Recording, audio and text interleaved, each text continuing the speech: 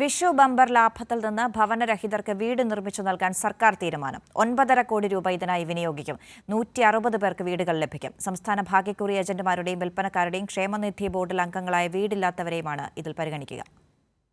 ഭാഗ്യക്കുറി ഏജന്റുമാരുടെയും വിൽപ്പനക്കാരുടെയും ക്ഷേമനിധി ബോർഡിലെ ഭവനരഹിതരായ അംഗങ്ങൾക്ക് വീട് നിർമ്മിച്ചു നൽകാനുള്ള ധനശേഖരണാർത്ഥം വിറ്റഴിച്ച വിഷു ബമ്പറിന്റെ ലാഭവിഹിതത്തിൽ നിന്നാണ് പദ്ധതി നടപ്പിലാക്കുക. 2021 ഈ ടിക്കറ്റിലെ ലാഭവിഹിതമായി 9.47 ലക്ഷം രൂപ ലഭിച്ചു. ഈ തുക ഉപയോഗിച്ച് ഭവന നിർമ്മാണ പദ്ധതി നടപ്പിലാക്കാൻ സർക്കാർ അനുമതി നൽകി. ലോട്ടറി ക്ഷേമനിധി വകുപ്പാണ് പദ്ധതി നടപ്പിലാക്കുക. 5 വർഷമായി ക്ഷേമനിധിയിൽ സജീവ അംഗമായവരെയാണ് ഇതിൽ പരിഗണിക്കുക.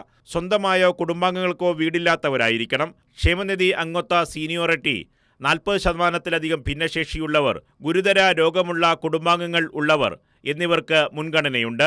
ഭർത്താവ് മരിച്ചവർക്കും സ്ത്രീ കുടുംബനാഥയായിട്ടുള്ളവർക്കും പ്രത്യേക പരിഗണനയുണ്ടാകും. കുടുംബാംഗങ്ങളിൽ ആരെങ്കിലും സർക്കാർ, അർദ്ധ സർക്കാർ പൊതുമേഖലാ സ്ഥാപനങ്ങളിൽ ജോലിക്കാരോ പെൻഷൻകാരോ ആണെങ്കിൽ ആനുകൂല്യം ലഭിക്കില്ല. ലൈഫ് മാതൃകയിൽ 4 ഘട്ടമായാണ് തുക വിതരണം ചെയ്യുക. ജില്ലാതലത്തിൽ ഗുണഭോക്താക്കളുടെ അന്തിമ പട്ടിക തയ്യാറാക്കുന്ന മുറയ്ക്ക് വീടിന്റെ നിർമ്മാണം ആരംഭിക്കും. കൈരളി ന്യൂസ്, തിരുവനന്തപുരം.